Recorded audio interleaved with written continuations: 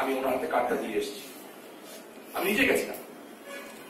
এবং মজার ব্যাপারটা হচ্ছে উনি আসেন নাই, তাতে আমার কিছু এসে যান, সেটা ওনার ব্যক্তিগত অভিরুচির ব্যাপার। কিন্তু সামাজিকতা বলতে জিনিস আছে, হায়াত, মৌত, মৃত্যু, বিয়ের সাথী, এগুলি তো রাজনীতির ঊর্ধ্বে। সেখানে আমার ছেলেকে তো আমি ফুফু বলেই ডাকে। আমি যখন একটা ওয়াজ মাহফিলে আমি বললাম ওনাকে উদ্দেশ্য করে, সিটি কর্পোরেশন উদ্দেশ্য করে, যে দেখেন মানুষের পেটে রুচি কেড়ে নিয়ে এই মানুষগুলি যাবে কোথায়? এটা মাল্টিপ্লাস যে এনজিও গুলি আছে তাদের থেকে সুদের টাকা নেয়, সুদের টাকা নিয়ে তারা এই পণ্যগুলি কিনে তারা বিক্রি করছে। শুধু তাই নয়, 75% মানুষ আমি বিশ্বাস করি যাদের বেতন 5,000 থেকে 30,000 টাকার মধ্যে, এই লোকগুলি কিন্তু এই তীব্র শীতের মধ্যে এই কাপড়গুলি কিনে তারা পরে। যে কম্বলের দাম ছিল নারায়ণগঞ্জে 150 টাকা, আমি কিনে কম্বল দিয়েছি মানুষকে, সেই কম্বলই আমার কিনতে হয়েছে নারায়ণগঞ্জ থেকে 700 টাকা। সো আমি কিনতে পেরেছি, আমার কাছে আল্লাহ অর্থ দিয়েছে, কিন্তু গরিব মানুষ তুমি কি করবে? সো আমি কিন্তু বলি নাই যে এদেরকে পার্মানেন্ট বসা, আমি বলছি গিভ দেম সাম টাইম। তাও তখন না, আমি বলছি 25 দিন পর। আমি যখন এই কথা বললাম, সেলিনায়ের আইনি খুব আমি চাই না কোন সেন্স থেকে উনি বললেন, উনি আমার ছেলের বিয়ে নিয়ে প্রশ্ন করলেন, আমার ছেলের বিয়েতে কত টাকা খরচা করেছে সেটা নিয়ে প্রশ্ন করলেন, এবং বললেন আমার ছেলের বিয়েতে যদি 1 টাকা খরচা করতে পারি আমি হকারদের জন্য মার্কেট করে দিই না কেন? খুবই অবান্তর একটা প্রশ্ন, ব্যক্তিগতভাবে আঘাত করা এবং বাচ্চা কাচ্চা নিয়ে আঘাত করা। আমি তারপরেও কিন্তু কোন প্রত্যুত্তর করিনি। আমি শুধু একটা কথাই বলেছি, আমার রাজনীতি হচ্ছে গরিব মানুষের পক্ষে থাকা। কারণ আমার জননেত্রী শেখ হাসিনা একটা কথা আমাকে শিখিয়েছে, যে কদিন বেঁচে আছো গরিব মানুষের জন্য কাজ করো, যেদিন মরে যাবো মরে যাবো।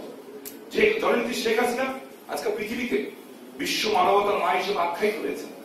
10 লক্ষ রোহিঙ্গা তারা আজকে আমার দেশে আসছে, আমার ব্যক্তি বলেছে 16 কোটি মানুষ খেয়ে থাকলে 10 লক্ষ মানুষ খেয়ে থাকে। তাহলে আজকে 5,000 হোক আর 4,000 হোক আর 1,000 হোক, একজনই হোক না, সিঙ্গেল পার্সন, আমি বললাম একজন মানুষ, একটা হকার, এই লোকটা যদি আজকে তার পুঁজি প্রত্যাহার করতে না পারে, তার বাসায় যদি আজকে খাবার না থাকে, তাহলে এই লজ্জা কার? তার ছেলেকে যদি সে ভর্তি করতে না পারে, এই লজ্জা কার? আমি মনে করি একজন রাজনীতিক হিসাবে আমাদের সবার। তাই গত 15 তারিখে 15ই ডিসেম্বর না জানুয়ারি, সরি 15ই জানুয়ারি তারা একটা সমাবেশ করেছে, বিশাল সমাবেশ। সেই সমাবেশের ছবি জাতীয় পত্র-পত্রিকা এসছে। আমি কিন্তু এই চিন্তা করে যাইনি যে এখানে আমি কোন ঘোষণা দিব, আমি ওখানে এই চিন্তা করে গেছিলাম আমি একটা অনুরোধ করবো।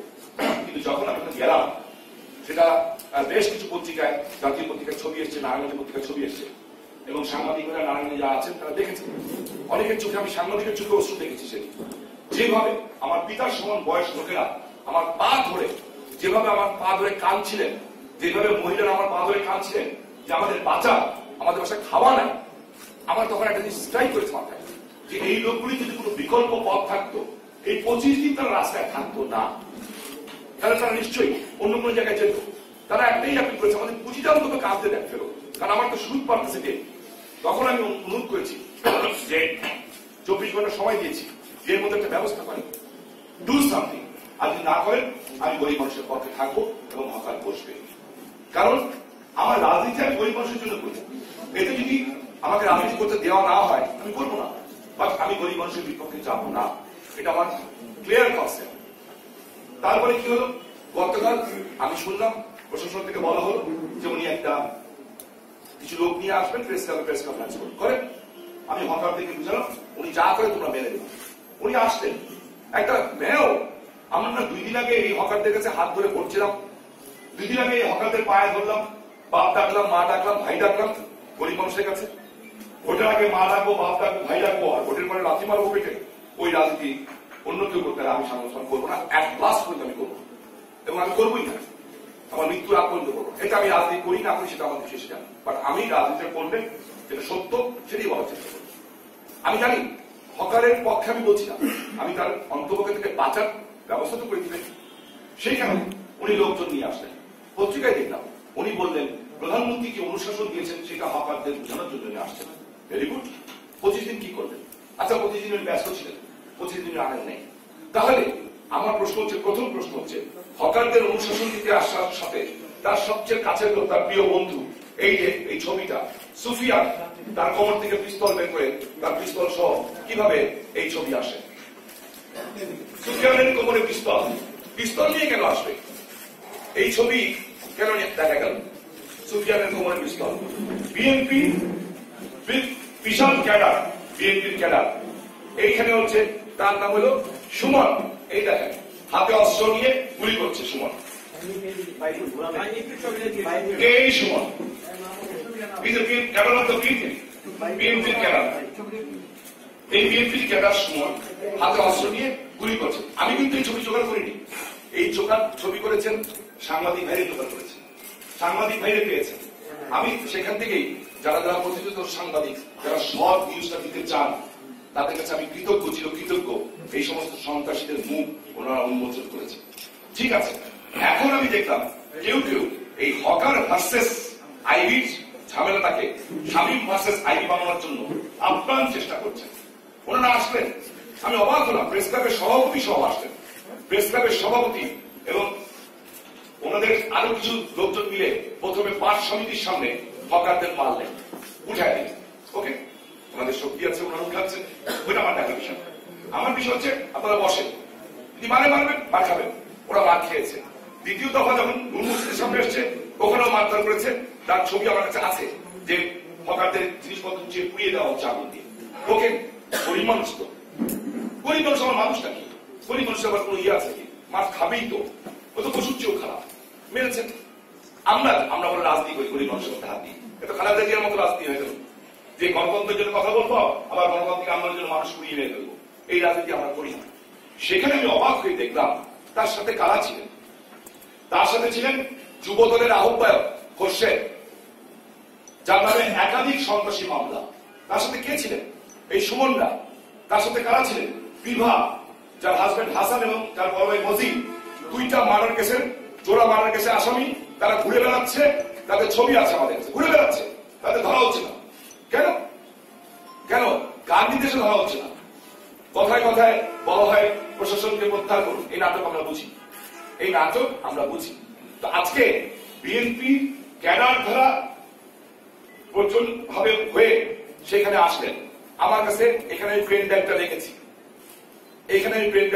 এটা আমি ঢাকা যারা ইলেকট্রনিক মিডিয়া আছেন আপনাদের দিব, আমার তো অনেকগুলি নাই, বারোটা আছে মাত্র, বাকিটা যারা আছেন আপনারা একটু করে নিন, কষ্ট করে 5 মিনিট লাগবে।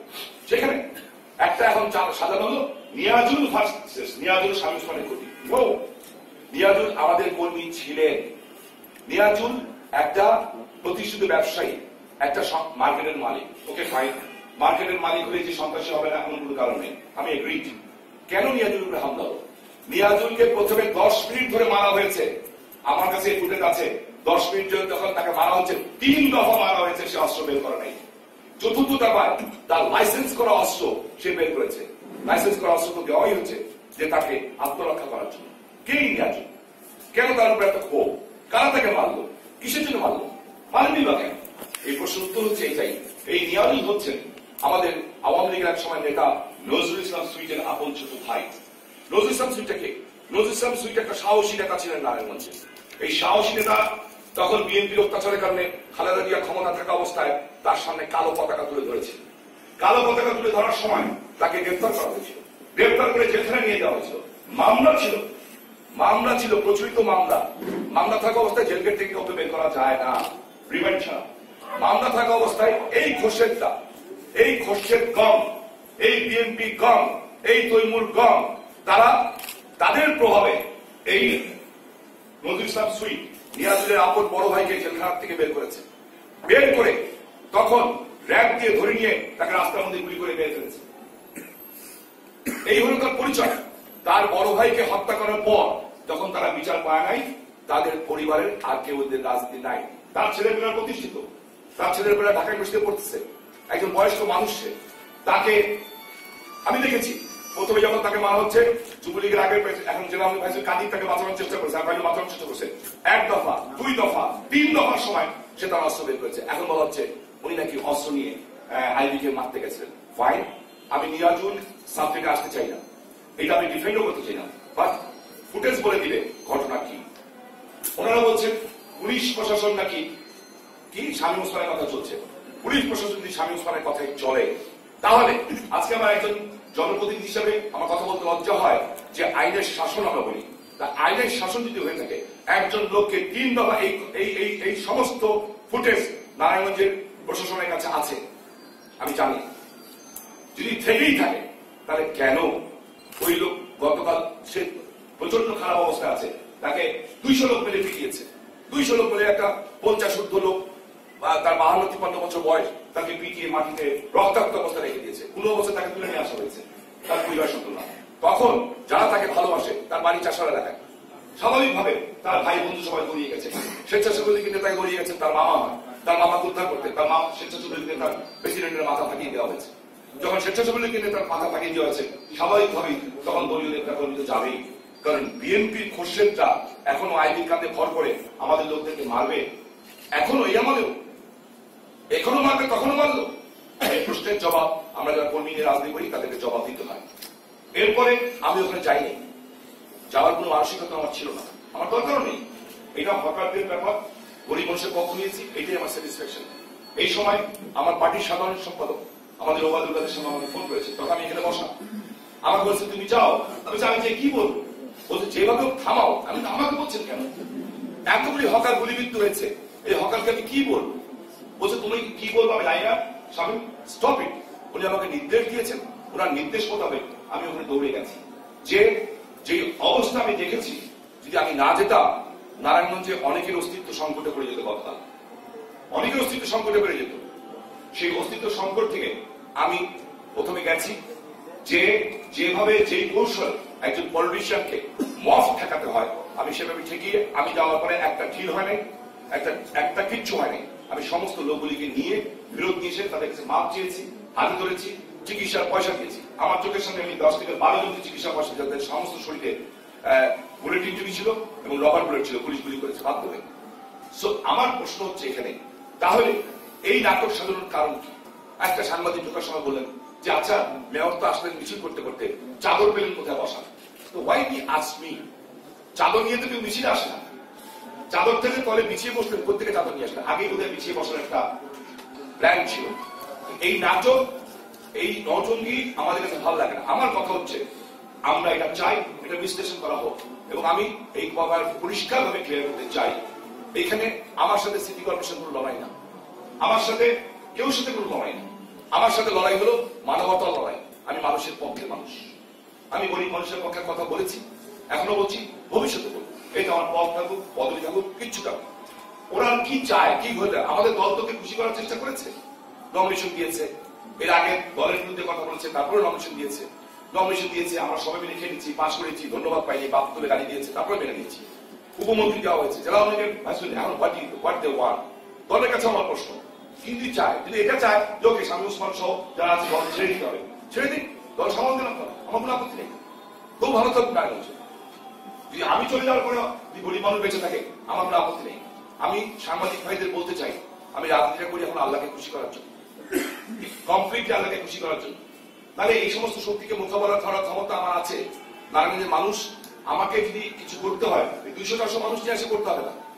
কালকে যদি শ্রমজীবী মানুষের উপরে যে আঘাত করা হয়েছে, এই কারণে আর শ্রমজীবী মানুষ নামত, যে গার্মেন্টস এর শ্রমিকটা কালকে বলে শ্রমিকের সাধারণ মানুষকে হাত দেওয়া হয়েছে 5 লাখ লোক নামে গার্মেন্টস থেকে, যদি সমস্ত বাসের শ্রমিকটা নামে, রিক্সা শ্রমিক নামে, গরিবের জন্য তো গরিবের মন কাঁদে, বড় লোকের না কাঁদতে পারে। তাই মানবিক দৃষ্টিকোণ থেকে আমি আবার অনুরোধ করছি, আমার বিরুদ্ধে গালি দেওয়ার যা ইচ্ছা করেন, এদের একটা বিকল্প ব্যবস্থা করেন। এখন এখানে আমার বক্তব্য হচ্ছে যে বিকল্প ব্যবস্থা কে করবে? আমার কথা, যার দায়িত্ব তারাই করবে, ইটস নট মাই ডিউটি, এটা আমার ডিউটি না। করেন, তাদের নিয়ে বসেন, আলোচনায় বসেন, পিঠে হাত বুলান, মাথায় হাত বুলান, বুলিয়ে যেভাবেই হোক তাদের পেটটা ভরার ব্যবস্থা করে দেবে। আমি কিন্তু একটা কথা পরিষ্কার বলি, কয়েকটা পত্রিকা দেখলাম স্বামী ওসমান হকার বসিয়েছেন, নো, আমি পার্মানেন্টলি বসাই। আমি যেটা বলেছি হকার বসবে কয় তারিখ পর্যন্ত? 20শে ফেব্রুয়ারি পর্যন্ত। আমি বলছি ভাষার দিবস হচ্ছে আমাদের 21শে ফেব্রুয়ারি, 21শে ফেব্রুয়ারি আগ পর্যন্ত আপনারা বসে আপনাদের পুঁজি প্রত্যাহার করেন, নতুন পুঁজি দিবেন না, পাবলিক মিটিংয়ে বলছি। এই সময়ের মধ্যে যদি প্রশাসন, সিটি কর্পোরেশনকে অনুরোধ করেছি, সিটি কর্পোরেশন, জেলা প্রশাসক, পুলিশ সুপার, এমপি সাহেব, চেম্বার অফ কমার্স, মুক্তিযোদ্ধা এবং দোকান মালিক সমিতি এবং হকার্স এবং বাম মোর্চা যারা এখানে নেতৃত্ব দিয়েছেন, তাদের সবাইকে নিয়ে বসেন, বসে একটা পথ বের করে দেন। পথ না বের করে আমি মেয়র হয়ে আমি নিজে আসতে এসে হকারদের মারবো, ধরবো, আমার সাথে লোকজন, এটা আমার কাছে সঠিক বলে মনে হয় নাই। আর এই ভিডিও ফুটেজ বলে দিবে নিয়াজুল, ফজলুক দোষী কিংবা নির্দোষী। এবং প্রশাসন কোন পক্ষে কাজ করছে তার একটা জ্বলন্ত প্রমাণ নেই। একটা লোকের অস্ত্র খোয়া গেছে, অস্ত্রটি নিয়ে গেছে, তাও দেখা গেছে এখানে অস্ত্র খোয়া গেল। হ্যাঁ, সে অস্ত্র বের করে যদি অপরাধ করে থাকে, অস্ত্রটা যে নিয়ে গেছে সে তো পুলিশকে দেয়নি, সে তো পুলিশকে অস্ত্র দিতে বুঝতাম যে সেটা ভালো মানুষ, অস্ত্রটা নিয়ে পুলিশকে দিয়ে দিতে, এই ভাই অস্ত্রটা পেয়েছি, এটা আপনাকে জমা রাখেন না, লাইসেন্স করা অস্ত্র নিয়ে গেল, তো পুলিশকে তো দেয়নি, অস্ত্রটা কোথায়? পরীক্ষা করুক অস্ত্র থেকে গুলি হয়েছে না, গুলি হলে নিয়াজুল বিরুদ্ধে ব্যবস্থা গ্রহণ করুন, আমাদের কোনো আপত্তি নেই। আমরা নিয়াজুল নামে কাউকে ডিফেন্ড করতে চাই না, তবে তার প্রতি আমাদের যথেষ্ট সহানুভূতি আছে। এই কারণে সেই নজরুল ইসলাম সুইচের আপন ছোট ভাই, যার ভাই এই দল করতে গিয়ে জেলখানায় নিরাপদ থাকতে পারে নাই, জেলখানা থেকে বের করে যাকে গুলি করে হত্যা করা হয়েছে এবং যার বাড়িঘর ভেঙে লুটপাট করা হয়েছে, আজকেও এই বিএনপির ক্যাডাররা তার সামনে এসে তাকে মারধর করে। আমার কাছে কষ্ট লাগে, দুঃখ লাগে, কারণ যার নেতৃত্বে মারধর করেছে উনি আওয়ামী লীগের একজন নারায়ণগঞ্জ জেলা পর্যায়ের নেতা এবং সিটি কর্পোরেশন মেয়র। সো আমি পরিষ্কার হয়ে বলতে চাই যে কি বলছে প্রশাসন প্রশাসন প্রশাসন, কথায় কথা প্রশাসনের নাম দেন। প্রশাসন যদি হয়ে থাকে, অস্ত্র খোয়া গেছে, নিয়াজুল যতটুকু জানি নিয়াজুল সাহেব তার বোন আমার কাছে সে কান্নাকাটি করেছে, তার অবস্থা খারাপ, তার বুকের মধ্যে পাথর ভেঙে গেছে, একটা করুণ অবস্থা তার। সেই লোকটিকে থানায় মামলা পাঠিয়েছে, যেহেতু অস্ত্র খোয়া গেলে সাথে সাথে মামলা করতে হয়, কারণ এটা একটা এত নিয়মের মধ্যে পড়ে, সেই মামলাটা তো পুলিশ এখনো নেয় না। প্রশাসন যদি আমার কথাই শুনে তো মামলা নেওয়ার কথা, কেন নিবে না? কেন নিবে না? কেন এখন রাজনীতি দেখবে প্রশাসন? আইন তো কার দ্বারা নিয়ন্ত্রিত হয় না, এর মাধ্যমে প্রমাণ যায় যে আইন কাদের দ্বারা নিয়ন্ত্রিত হচ্ছে। তাই আমি আপনাদের কাছে অনুরোধ করি যে এইটা দেখে, এই ছবিগুলি দেখে যেটা বস্তুনিষ্ঠ সংবাদ সে দেখেন। আমার কনসেপ্ট হচ্ছে একটাই, এই প্রসঙ্গে আমি বলতে চাই, এই সংঘর্ষ আমার সাথে তাদের না, কিন্তু আমি তখন বলেছি, এখনো বলছি, এই মানুষগুলিকে একটু বাঁচার ব্যবস্থা করে দেন, দয়া করে বাঁচার ব্যবস্থা করে দেন, আল্লাহ খুশি হবে। তারা কালকে ব্যানার লাগিয়েছে, আমি দেখেছি, নারায়ণগঞ্জ হকার্সা ব্যানার লাগিয়েছে, এখনো দেখলাম আছে, হকার্সা লিখেছে, নারায়ণগঞ্জবাসী আমরা ক্ষমা চাচ্ছি, আমরা দুঃখিত, আমাদের জন্য যদি আপনাদের হাঁটা চলায় কষ্ট হয়, আমাদের এর বিনিময়ে যদি 5,000 লোকের 25,000 লোকের পেট ভরে, তাহলে আল্লাহর রহমত আপনাদের উপরে পড়বে, আমরা বিকল্প জায়গার জন্য অপেক্ষা করছি। তারা তো লিখেছে, তারা লিখেছে বিশ্ব মানবতার মা, জাতির জনকের কন্যা শেখ হাসিনার বাংলাদেশে কেউ না খেয়ে থাকার কথা, আমি কি উত্তর দিব? তারা তো মিথ্যা কথা লেখেনি, সত্য কথা লিখেছে। শেখ হাসিনা তো আপ্রাণ চেষ্টা করছেন প্রতিটা মানুষকে। তাহলে ঢাকা সিটি কর্পোরেশনে যখন উচ্ছেদ করা হলো, সে উচ্ছেদ বন্ধ হলো কেন? কারণ আমাদের টেকনিক্যাল মিটিংয়ে বলেছে উচ্ছেদ পরে হবে, আগে পুনর্বাসন, উচ্ছেদ পরে হবে আগে পুনর্বাসন। আমার সরকার কথা বলেছে, তা আপনি কেন আগে পুনর্বাসনের ব্যবস্থা করলেন? একটা জায়গা তো দিবেন, কাছে এখানটা বসে এখানটা বসো। পৃথিবীর কোন দেশে হলিডে মার্কেট নেই? সব দেশে হলিডে মার্কেট আছে। কলকাতায় যান, পাশের দেশে যান, নিউ মার্কেট সবচেয়ে দামি এলাকা, গ্র্যান্ড হোটেল, যেখানে সারা পৃথিবীর বড় বড় নাম করা লোকের থাকে, গ্র্যান্ড হোটেলের সামনে কয়েক হাজার হকার বসে, ওই তাদেরকে মেনে উঠিয়ে দেওয়া হয়নি। বিকজ আমি বিশ্বাস করি, যারা মানুষের জন্য রাজনীতি করে, গরিব মানুষের জন্য রাজ করে, মানবতার জন্য রাজনীতি করে, যারা এই গানটাকে বিশ্বাস করে যে মানুষ মানুষের জন্য, জীবনের জন্য একটু সহানুভূতি কি মানুষ পেতে পারে না, ওগো বন্ধু, এই গানটা তাদের মনে লাগে, তারা কোন সময় এইভাবে রাস্তা করে এসে জনপ্রতিনিধি এসে মানুষকে মারতে পারে না, গরিব মানুষের পেটে রাখতে পারে না। চয়েস গানটা তার। আমার অবস্থান হচ্ছে খুব পরিষ্কার, আমি গরিবের পক্ষে ছিলাম, গরিবের পক্ষে আছি, গরিবের পক্ষে থাকবো, এবং এই ছবিগুলি এবং এই ফুটেজগুলি আমি আপনাদেরকে দিব। আপনাদের কাছে আমার অনুরোধ থাকবে, আপনারা বস্তুনিষ্ঠ সংবাদ পরিবেশন করেন, এদের মুখোশটা উন্মোচন করেন। দুঃখ লাগে, কষ্ট লাগে, নারায়ণগঞ্জে কিছু কিছু মিডিয়ার মানুষ আছেন যারা মনে হয় মিডিয়ার থেকে কোন ব্যক্তি বিশেষের কাজ বেশি করে, এবং তাদের কারণে ওই সকল মিডিয়া প্রশ্নবিদ্ধ হয়। আমি এখন যদি প্রশ্ন করি যে এই সমস্ত ইলেকট্রনিক মিডিয়ায় কালকে এইভাবে নিউজটা দেখানো হয়েছে, আজকে যখন এই ভিডিও ফুটেজ প্রকাশ হবে তখন কি হবে? ওই মিডিয়াটা XYZ media, X TV, Y TV, Z TV, whatever TV, ওই টিভি যারা আজকে সারাদিন প্রচার করলো, আজকে যখন এই টিভিটার প্রতি সাংবাদিক ভাই যিনি আছেন লোকাল, ওই টিভিটার প্রতি মানুষের বিশ্বাসযোগ্যতা থাকবে কোথায়? ওই মিডিয়ার প্রতি, ওই প্রিন্ট মিডিয়ার প্রতি মানুষের বিশ্বাসযোগ্যতা থাকবে কোথায়? আপনার সেন্ট্রাল তো, হেডকোয়ার্টার তো আপনার মতো করে চিন্তা করে না, তারা চায় বস্তুনিষ্ঠ পরিবেশন করতে। আপনার ভুলের কারণে আপনার প্রতিষ্ঠান কেন মানুষের প্রশ্নের মধ্যে হবে? যে আমার ভুল থাকে, আমার দল কেন আমার জন্য প্রশ্ন দিতে হবে? সেম থিং, আপনিও তো একটা কর্মী, আমিও একটা কর্মী দলে। তো আমি আমার বক্তব্য ক্লিয়ার করলাম, যে আপনাদের কোনো প্রশ্ন থাকে আপনারা বলবেন এবং সংক্ষিপ্তভাবে বলবেন। আমি এই কয়টা, আমি যে কোনো একজন সিনিয়র যারা আছেন ঢাকা থেকে এসেছেন, একজন আমি সবাই চিনি না ভাই, তো আপনারা ঢাকার জন্য দিয়ে দিবেন, নারায়ণগঞ্জের জন্য আমরা একটু পরে করে দিব। আমি আশা করি যে যারা সত্য আমার যদি দোষ থাকে আপনারা আমার তাদের, আমার কোনো দুঃখ নেই, কিন্তু আমি ক্লিয়ারলি বলতে চাই, আল্লাহকে শপথ করে বলতে চাই, আল্লাহকে শপথ করে বলতে চাই, আমার এই কর্মকর্মের মধ্যে কোনো রাজনীতি ছিল না। আমি মানুষকে ভালোবাসি, কারণ আল্লাহ সুবহানাহু ওয়া তাআলা কোরআনে বলেছেন, আমি মানুষের সবচেয়ে নিকটবর্তী লন, তার চেয়েও তার কাছে অবস্থান করি। আল্লাহ মানুষকে বলেছেন আশরাফুল মখলুকাত, সেই আশরাফুল মখলুকাতের পেটের লাথি মারা, আমি মনে করি এটা রাজনীতিদের কাজ না, এটা রাজনীতিদের কাজ না। তাই আমি অনুরোধ করবো সিটি কর্পোরেশনকে, যেটা দিন না মানুষের প্রতি বিদ্বেষ না, এই মানুষের কাছে কিন্তু আবার যেতে হবে, এই মানুষের কাছে। আর আপনার ভুলের জন্য আমার দল গালি খাবে, আমার নেত্রীর উপরে, যে নেত্রী মানুষের জন্য সকাল থেকে বাবার স্বপ্ন পূরণ করতে চান, যার স্বপ্ন একটাই এদেশে মানুষ পেট ধরে খাবে, যার স্বপ্ন একটাই প্রত্যেকটা মানুষের মাথার উপরে খাই হবে। আমার মতো স্বামীর জন্য তার স্বপ্ন নষ্ট হবে কেন? কিন্তু আমার মতো আইবির জন্য তার স্বপ্ন নষ্ট হবে বড় স্বপ্ন দেখে না। সো আমি আপনাদের কাছে ক্ষমা চেয়ে নিচ্ছি। নারায়ণগঞ্জে বেশ কিছু মানুষ আহত হয়েছে, তাদের প্রতি সহানুভূতি দেখাচ্ছি। বেশ কিছু সাংবাদিক ভাই কর্তব্য পালন করতে যে আহত হয়েছে, তাদের প্রতি সহানুভূতি জানাচ্ছি। এবং এখানে যদি আমাদের কোনো ত্রুটি থাকে, বিচ্যুতি থাকে, আপনার আমার চোখে আঙুলে দেখান, আমি অবশ্যই সেটা স্বীকার করে নিব যে কোথায় আমার বিচ্যুতি। সকলকে ধন্যবাদ। জয় বাংলা, জয় বঙ্গবন্ধু। আজকে একটু সাউন্ড করে না, যে আমি একটাই অপরাধ করেছি, যে অপরাধ হচ্ছে আমি গরিব মানুষের পক্ষে কথা বলেছি। আজকে অনেক কথাই বলা হচ্ছে, সিটি কর্পোরেশন থেকেও আজকে অনেক কথা বলা হয়েছে।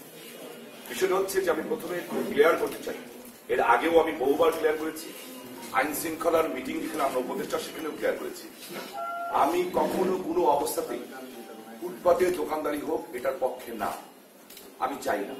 আমি এটাও চাই না যে বাংলাদেশে কোনো বস্তি থাকুক, আমি এটা চাই যে বাংলাদেশের প্রতিটা মানুষের মাথা গোজার ঠাঁই হোক, এবং কোনো মানুষকে কষ্ট করে ফুটপাতে বেচাকেনি করে তার পরিবারকে লালন পালন করতে হবে, এটা আমি চাই। বাট এটা সত্য যে আমাদের দেশের শতকরা 85% মানুষও কিন্তু এখনো ওই অবস্থায় পৌঁছান নাই। তারা অনেকেই আছে নিম্ন মধ্যবিত্ত, বিত্তহীন এবং মধ্যবিত্ত, এবং তাদের পরিচয় হচ্ছে একটাই, তারা মানুষ।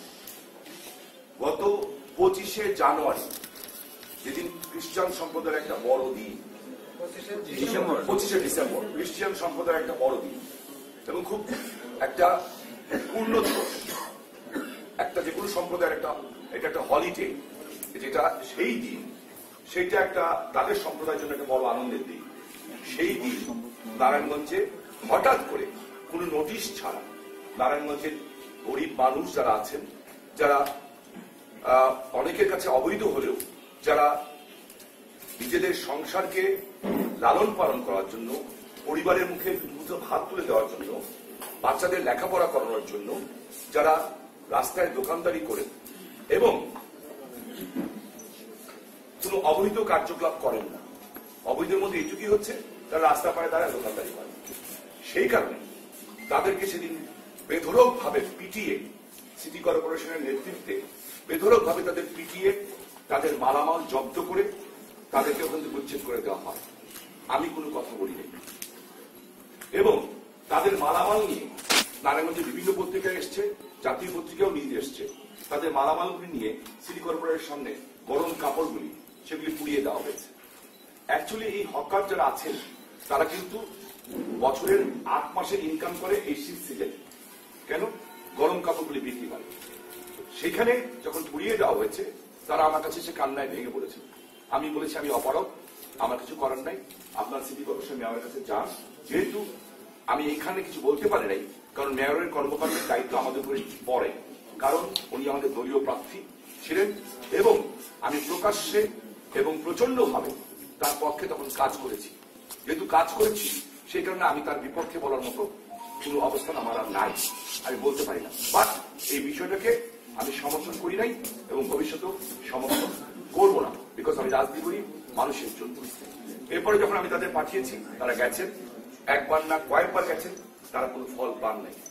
এরপরে এই শ্রমজীবী মানুষের নেতৃত্বের দায়িত্ব নিয়েছেন বাম মোর্চা। বাম মোর্চারা এবং বাম মোর্চার জাতীয় পর্যায়ের নেতারা এসে নারায়ণগঞ্জে একের পর এক মিটিং করেছেন। এমনকি জাতীয় পর্যায়ের নেতা মঞ্জুরুল হাসান খান সাহেব সহ নারায়ণগঞ্জে এসেছেন এবং এই বিষয়ে অ্যাপিল করেছেন। এটা খুব পরিষ্কার সত্য কথা যে এই বাম মোর্চার নেতারা সেলিম হায়াৎ আইবিকে আইবি বানানোর পিছনে গত 5 বছর ধরে অক্লান্ত পরিশ্রম করেছেন। যেহেতু তারা অক্লান্ত পরিশ্রম করেছেন, তাদের মাধ্যমে, তাদের মুখপত্রের মাধ্যমে, তাদের মিডিয়ার মাধ্যমে বিভিন্ন ভাবে তাকে হাইলাইট করেছেন। আমি মনে করেছিলাম এই বাম মোর্চারা যখন তার এই ব্যাপারে তাকে বলবে, সে তাদের কথা ফেলবে না। এই কারণে আমি কোনো কথা বলি নাই, কারণ আমার বক্তব্য ছিল একটাই, এই লোকগুলির একটু জাস্ট একটা সুযোগ হোক কাজ করে। কিন্তু আমি দেখলাম আলটিমেটলি লাস্ট অফ অল তাদের কথাতে কোনো কাজ হচ্ছে না। এরপরে এই এলাকার লোকাল এমপি জনাব সেলিম ওসমান সাহেবকে আমি বললাম যে আপনি কিছু করেন। উনি একটা চিঠি পাঠালেন এবং জিও অফিসিয়াল চিঠি পাঠালেন তার প্যাডে। সিটি কর্পোরেশন থেকে লোকাল অনলাইন পত্রিকাগুলিতে দেখলাম উনি একটা পাল্টা চিঠি পাঠালেন। সেই চিঠি উনি একজন এমপি পাঠালেন নিজে, মাননীয় মেয়র লিখে। উনি চিঠি পাঠালেন তার কর্মচারীর মাধ্যমে, বললেন না এটা সম্ভব না, এবং কয়েকটা জায়গা দেখালেন। এবং এর মধ্যে দুটো জায়গা হচ্ছে মানুষের ব্যক্তিগত সম্পত্তি। মানুষের ব্যক্তিগত সম্পত্তি তো সিটি কর্পোরেশন কোন সময় হাত বাজার করতে পারে না কিংবা কাউকে বসাতে পারে না। আমি তখন বুঝলাম এটা উদ্দেশ্যমূলক ভাবে করা হচ্ছে। তখন বাম মোর্চার নেতারা সহ হকার্সরা আমার কাছে আসলেন যে আপনি কিছু বলেন। আমি জানি আমি পরিষ্কার বলতে চাই, আমি জানি একটা মানুষের ক্ষুধার জ্বালা কি। কারণ 75 থেকে আমার বাবা যখন জেলে ছিলেন, বড় ভাই কাদের বাড়িতে ছিলেন, এই মেজু ভাইকে বঙ্গবন্ধু হত্যাকারী ধরে নিয়ে গেছিল। 75, 76, 77, 78, 79 আমরা একবেলা ভাত খেয়েছি, একবেলা ভাত খাইনি। তাই একটা মানুষের ক্ষুধার জ্বালা কি এটা আমি উপলব্ধি করি। বাংলাদেশের সবচেয়ে ধনী পরিবার ছেলে হয়েও আমার ঘরে তখন খাওয়ার ছিল না। আমি জানি আমি যখন তুলনাগঞ্জে ভিপি ছিলাম, আমি নিজে বহু ছাত্রের বেতন মৌকুব করতাম। কিন্তু 81 সালে যখন পরীক্ষা দিতে গেছি, আমার ভাই 900 টাকা আমার জন্য জোগাড় করতে পারেন নাই। আমার বড় ভাই সেলিম ওসমান যিনি 900 টাকা জোগাড় করতে পারেন নাই। যারা ভুইফল হয়ে তখন টাকা কামিয়েছিল তারা কেউ আমাদের পাশে এসে দাঁড়ায়নি। এই 900 টাকার জন্য আমি যখন পরীক্ষা ফর্ম ফিল আপ করতে পারি নাই, তখন আমার স্যার জীবন খানের চক্রবর্তী তার নিজের পকেটের টাকা দিয়ে আমার ফর্মটা ফিল আপ করে দিয়েছে। তাই আমি জানি একজন ছাত্র যখন ফর্ম ফিল আপ করতে পারে না, তার বাবা, তার পরিবারে কি কষ্ট হয়, আমি সেটা উপলব্ধি করি। আমি জানি যে আমার বাবা সৎ মানুষ ছিলেন এবং আমার পৈতৃক বাড়ি, দাদার দেওয়া বাড়ি, আমার বাবা বন্ধক রেখেছিলেন 1974 সালে। সেই বাড়ি যখন নিলামে হয়ে যায়, জিয়াউর রহমান যখন আমার বাবাকে মন্ত্রী হওয়ার প্রস্তাব দেয় এবং উনি হন নাই, তখন যখন নিলামে হয়ে যায়, আমাদের যখন ওই নিলামের থেকে কোন ধনিক শ্রেণী আমাদের পাশে এসে দাঁড়ান নাই। এসে দাঁড়িয়েছিলেন চিত্তরঞ্জন, লক্ষ্মীনারায়ণ, ঢাকাশরী এবং আজাদি মিলের শ্রমিকরা 1 টাকা করে চাঁদা দিয়ে আমাদের বাড়িটা ছুটিয়ে দিয়েছিলেন। আমি শ্রমিকের বাড়িতে বড় হয়েছি। সেই কারণে রাজনীতিটাই করি মানুষের জন্য। আমি আমার ধর্মকে প্রচন্ড ভাবে বিশ্বাস করি এবং পালন করি। আমার পবিত্র ইসলাম ধর্মে লেখা আছে পরিষ্কার ভাবে, নিজে খাওয়ার আগে আশেপাশে 40টা বাড়িতে খবর নাও যে মানুষ খেয়ে আছে। যদিও এটা আমাদের পক্ষে সম্ভব হয় না। একজন মানুষের রুটি রুজি করে দেওয়া হয়তো কেড়ে নেওয়া খুব সহজ, কিন্তু একজন মানুষের রুটি রুজি করে দেওয়া একটা রাজনীতিবিদের কাছে অনেক বড় পাওনা, কিংবা যে কোনো মানুষের কাছে এটা একটা মনুষ্যত্বের ব্যাপার। আমি এই কারণে আমি খুব অবাক এবং কষ্ট হয়েছি। গত 1 বছর নির্বাচন করে দেওয়ার পরেও কিভাবে নির্বাচন করেছি, কেমন করেছি, প্রথমটা কি হয়েছে, দ্বিতীয়টা কি হয়েছে, কোন স্টাইলে নির্বাচন হয়েছে। আমার সমস্যা হচ্ছে আমি সংগঠনটা খুব সিনসিয়ারলি করে দেখে এই কথাগুলি বলতে পারি না। কোথায় কি হয়েছে এখনো মুখ খোলার সময় হয় নাই। একটা পর্যায়ে পর্যন্ত অপেক্ষা করবো, তাহলে বলবো যে কিভাবে কাকে পাশ করানো হয়েছে। সেই বিষয়ে আমি আসতে চাই না। আমি শুধু এইটুকু বলতে চাই যে 1 বছর নির্বাচন করেছি, যা কিছু করার দরকার করেছি, ধন্যবাদ পাওয়ার জন্য করিনি। আমার নেত্রী নির্দেশ দিয়েছেন, নেত্রীর নির্দেশের জন্যই আমি আমার কাজ করেছি এবং আমার কাজ আমি 100% সততার সাথে দলের প্রতি অনুগত রেখে কাজ করেছি। আমি কোনো ধন্যবাদ পাইনি, আমি তার ধন্যবাদ চাইও, বিকজ আমি যা করেছি দলের জন্য এবং নৌকা মার্কার পক্ষে করেছি। সেই ক্ষেত্রে আমি চেষ্টা করেছি যাতে নারায়ণগঞ্জটা সুন্দর থাকুক, কারণ আমাদের বয়স হয়ে গেছে, আমাদের চলে যাওয়ার সময় হচ্ছে। এমনকি আমি খুব দুঃখ, এটা সাংবাদিকদের কাছে বলার ব্যাপার না, এটা আমার প্রাইভেট ব্যাপার। তারপরেও আমি নারায়ণগঞ্জে কোথাও বিয়ের থাকাও, আমি আমাদের জাতীয় নেতাদের বিয়ের দাও দিতে যেতে পারিনি। আমার একটা ছেলে বিয়ে হয়েছে। আমি একটা মাত্র বাসায় গেছি, শুধু একটা মাত্র বাসায় গেছি, সেটা হলো সেলিম হায়াৎ আইবি বাসায় গেছি রাত্রে, এবং তার মা